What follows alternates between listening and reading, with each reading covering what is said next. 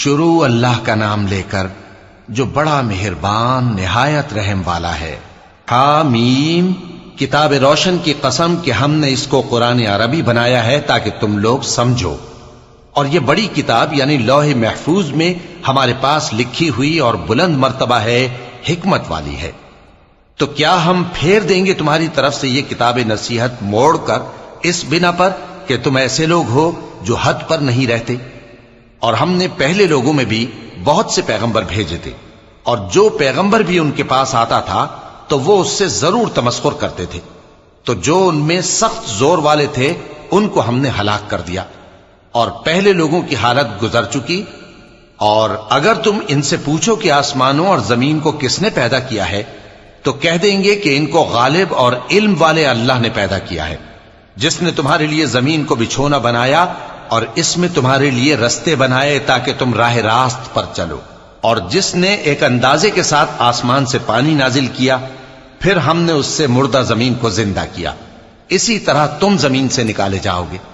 اور وہی ہے جس نے سب چیزوں کے جوڑے بنائے اور تمہارے لیے کشتیاں اور چوپائے بنائے جن پر تم سوار ہوتے ہو تاکہ تم ان کی پیٹھ پر چڑھ بیٹھو، اور جب اس پر بیٹھ جاؤ پھر اپنے پروردگار کے احسان کو یاد کرو اور کہو کہ وہ ذات پاک ہے جس نے اس کو ہمارے زیر فرمان کر دیا اور ہم میں طاقت نہیں تھی کہ اس کو بس میں کر لیتے، اور ہم اپنے پروردگار کی طرف لوٹ کر جانے والے ہیں۔ اور انہوں نے اس کے بندوں میں سے اس کے لیے اولاد مقرر کی، بے شک انسان سراسر ناشکرا ہے۔ کیا اس نے اپنی مخلوقات میں سے خود تو بیٹیاں لیں اور تم کو چن کر بیٹے دے دیے؟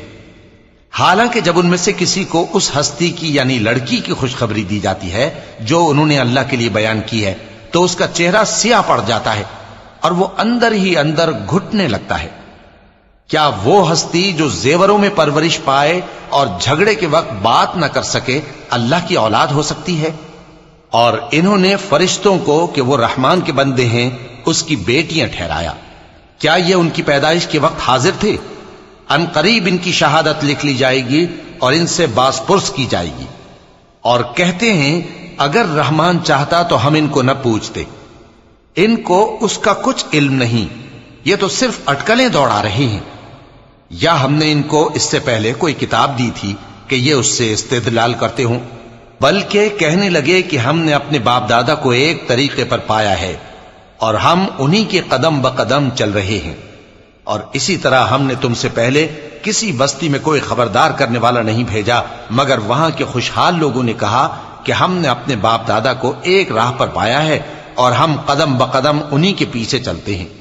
پیغمبر نے کہا اگرچہ میں تمہارے پاس ایسا دین لایا ہوں کہ جس رستے پر تم نے اپنے باپ دادا کو پایا وہ اس سے کہیں زیادہ سیدھا رستہ دکھاتا ہو، تو کہنے لگے کہ جو دین تم دے کر بھیجے گئے ہو ہم اس کو نہیں ماننے کے، تو ہم نے ان سے انتقام لیا، سو دیکھ لو کہ جھٹلانے والوں کا انجام کیسا ہوا۔ اور جب ابراہیم نے اپنے باپ اور اپنی قوم سے کہا کہ جن چیزوں کو تم پوجتے ہو میں ان سے بیزار ہوں، ہاں جس نے مجھ کو پیدا کیا وہی مجھے سیدھے رستے پر لے چلے گا، اور یہی بات وہ اپنے بعد اپنی اولاد میں چھوڑ گئے تاکہ وہ اللہ کی طرف رجوع رہیں۔ بات یہ ہے کہ میں ان کفار کو اور ان کے باپ دادا کو مال و متاع دیتا رہا یہاں تک کہ ان کے پاس حق اور صاف صاف بیان کرنے والا پیغمبر آ پہنچا، اور جب ان کے پاس حق یعنی قرآن آیا تو کہنے لگے کہ یہ تو جادو ہے اور ہم اس کو نہیں ماننے کے، اور یہ بھی کہنے لگے کہ یہ قرآن ان دونوں بستیوں یعنی مکے اور طائف میں سے کسی بڑے آدمی پر کیوں نازل نہ کیا گیا؟ کیا یہ لوگ تمہارے پروردگار کی رحمت کو بانٹتے ہیں؟ ہم نے ان میں ان کی معیشت کو دنیا کی زندگی میں تقسیم کر دیا اور ایک کے دوسرے پر درجے بلند کیے تاکہ ایک دوسرے سے خدمت لے، اور جو کچھ یہ جمع کرتے ہیں تمہارے پروردگار کی رحمت اس سے کہیں بہتر ہے۔ اور اگر یہ خیال نہ ہوتا کہ سب لوگ ایک ہی جماعت ہو جائیں گے تو جو لوگ اللہ سے انکار کرتے ہیں ہم ان کے گھروں کی چھتیں چاندی کی بنا دیتے اور سیڑھیاں بھی جن پر وہ چڑھتے، اور ان کے گھروں کے دروازے بھی اور تخت بھی جن پر تکیہ لگاتے ہیں، اور یہ سب چیزیں سونے کی بھی بنا دیتے، اور یہ سب دنیا کی زندگی کا تھوڑا سا سامان ہے، اور آخرت تمہارے پروردگار کے ہاں پرہیزگاروں کے لیے ہے۔ اور جو کوئی رحمان کی یاد سے آنکھیں بند کر لے یعنی تغافل کرے ہم اس پر ایک شیطان مقرر کر دیتے ہیں تو وہ اس کا ساتھی ہو جاتا ہے، اور یہ شیطان ان کو رستے سے روکتے رہتے ہیں اور وہ سمجھتے ہیں کہ وہ سیدھے رستے پر ہیں، یہاں تک کہ جب وہ ہمارے پاس آئے گا تو اس شیطان سے کہے گا کہ اے کاش مجھ میں اور تجھ میں مشرق و مغرب کا فاصلہ ہوتا، تو برا ساتھی ہے۔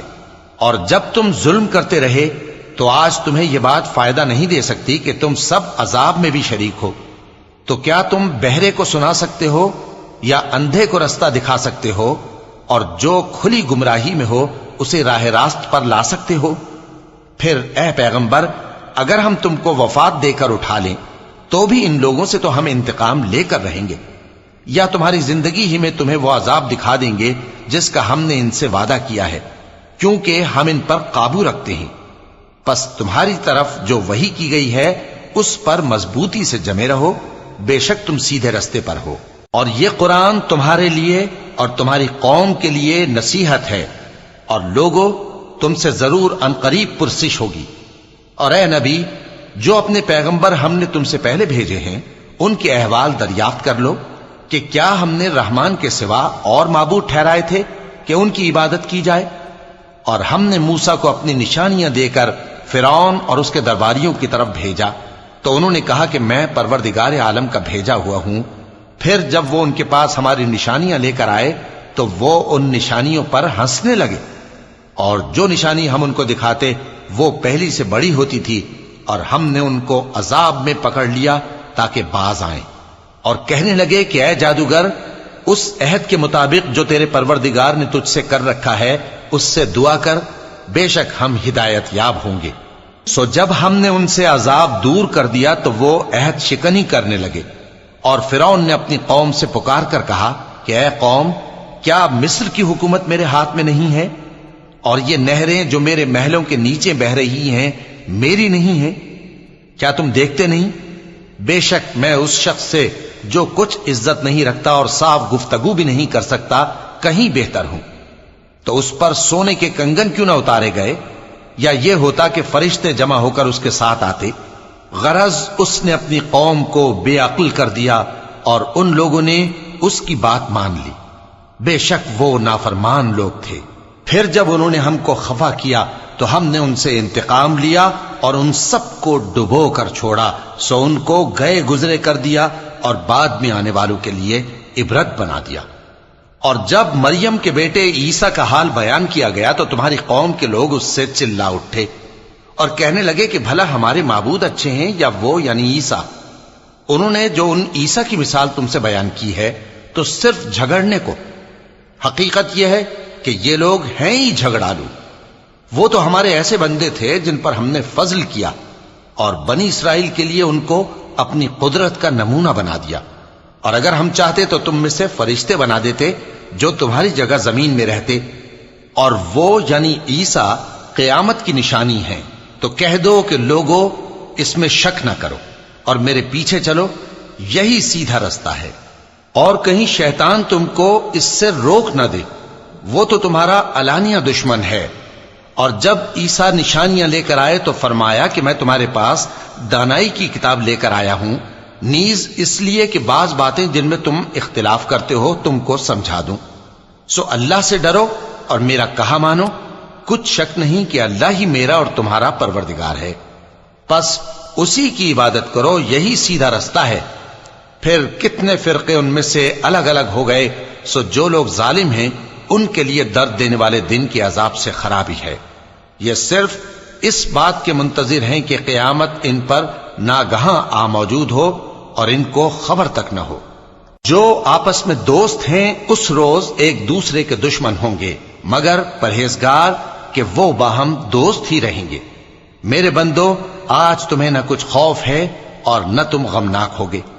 جو لوگ ہماری آیتوں پر ایمان لائے اور فرمانبردار بن گئے ان سے کہا جائے گا کہ تم اور تمہاری بیویاں عزت و احترام کے ساتھ بہشت میں داخل ہو جاؤ۔ ان پر سونے کی تشتریوں اور پیالوں کا دور چلے گا، اور وہاں جو جی چاہے اور جو آنکھوں کو اچھا لگے موجود ہوگا۔ اور اے اہل جنت، تم اس میں ہمیشہ رہو گے، اور یہ جنت جس کے تم مالک بنا دیے گئے ہو تمہارے اعمال کا صلہ ہے۔ یہاں تمہارے لیے بہت سے میوے ہیں جن کو تم کھاؤ گے اور गुनाहगार यानी कुफ्फार हमेशा दोजख के अजाब में रहेंगे, जो उनसे हल्का न किया जाएगा और वो उसमें नाउम्मीद होकर पड़े रहेंगे। और हमने उन पर जुल्म नहीं किया, बल्कि वही अपने आप पर जुल्म करते थे। और वो पुकारेंगे कि ऐ मालिक, ऐ दोजख के निगरां, तुम्हारा परवरदिगार हमें मौत ही दे दे।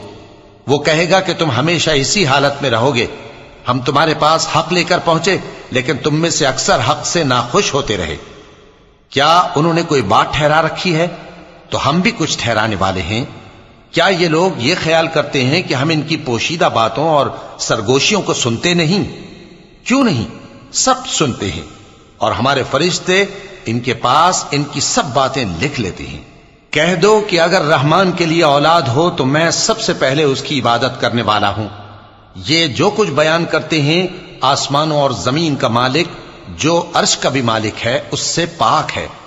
तो इनको बकबक करने और खेलने दो, यहां तक कि जिस दिन का इनसे वादा किया जाता है उसको देख लें।